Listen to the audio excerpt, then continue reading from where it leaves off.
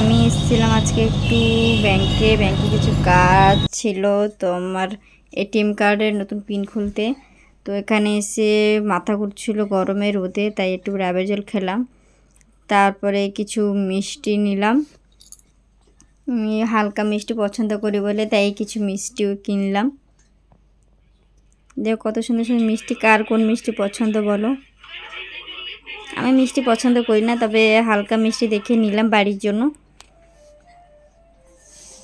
আজকে গোপালকে একটু দিতে হবে, তাই জন্য মিষ্টি একটু নিলাম।